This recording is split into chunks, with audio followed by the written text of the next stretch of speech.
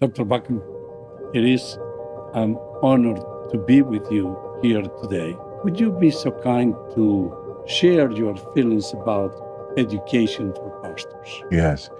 Well, first of all, I appreciate you giving me this opportunity. I think this is incredibly important.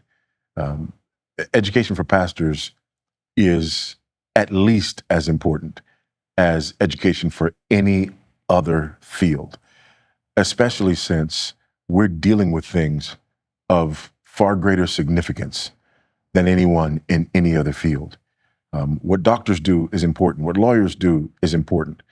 But they're dealing with the outer man, and we're dealing with the inner man. They can do their work, and people still die and go to hell. Our work is the work of eternal value. And because of that, it's important that we prepare. We've been commanded to study, to show ourselves approved unto God, workmen who do not need to be ashamed because we handle accurately the word of truth. And when we understand that what we're dealing with is the word of truth, and when we understand the high calling and responsibility of handling it accurately, then we have to understand the need to prepare ourselves to do that and to invest in that preparation. As it relates to men taking advantage of this opportunity, the world is getting smaller in so many ways. You and I being here, sitting here together, and us being able to sit down and have this conversation, the world has become so small. And one of the implications of that is that there are more and more opportunities for men around the world to study in ways that they couldn't before. It used to be that, in most of the world, you had to get up and leave, right? You had to be able to have enough, financial wherewithal to go to another country or another part of the world so that you could train. You had to make sacrifices in terms of your family and in terms of the church. But now, with opportunities like the one that you're providing, men don't have to leave. They can be right there in their setting and be trained in their setting. Because, as you well know, in many instances, when men would leave their country and leave their field to go and train, a large number of them, when they left third world countries, they didn't come back, right?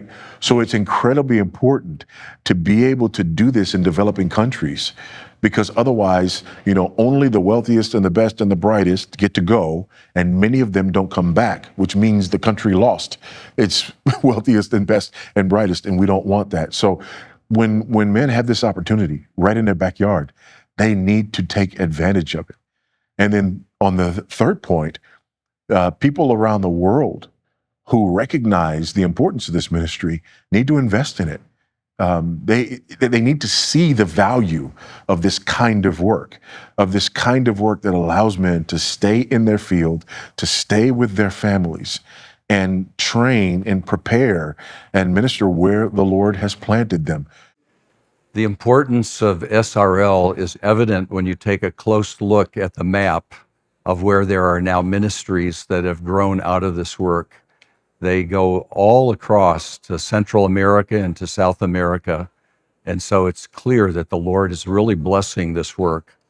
But it's not just the expansion that's important, it's because of its commitment to historic biblical Christianity. From all I can tell, there is a deepening hunger to get back to the Bible and Christians in South America and Central America. And SRL is attempting to meet that need by bringing biblically trained people and the truths of Scripture.